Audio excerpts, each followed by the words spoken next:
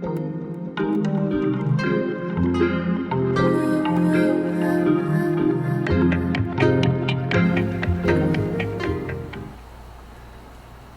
said before that by following your joy, you'll discover your purpose. But what if you're not even clear on what brings you joy?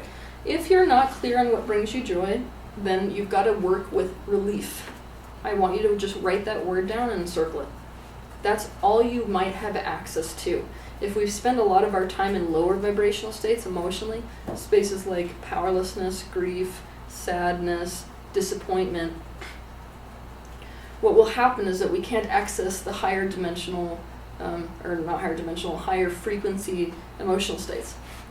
So it's a bit like you're trying to climb a ladder, but then there's all these rungs in the middle that are kicked out, and so you can't jump 20 feet from one rung of the ladder to the next rung of the ladder.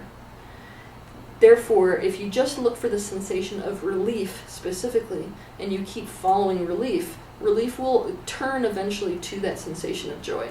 Relief will basically lead you to that thing that you do for the first time you feel like real elation, or that incredibly strong contentment.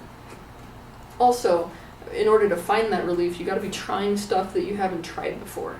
Now, this is difficult for an adult human because we expect that a child is the one that's supposed to be in the phase where it's just sampling Earth for all these different experiences.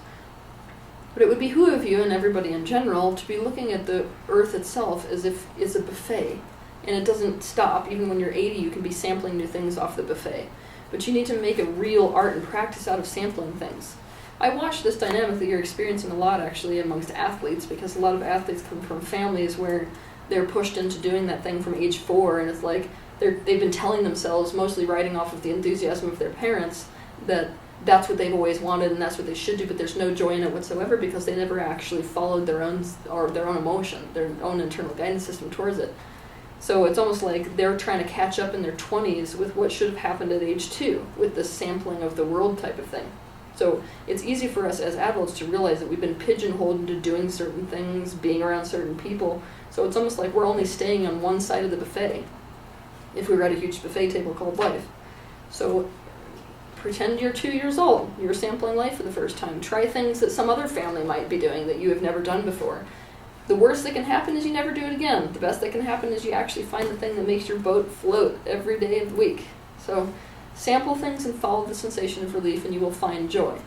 Find joy and follow it and you will find your purpose. It is absolutely impossible not to.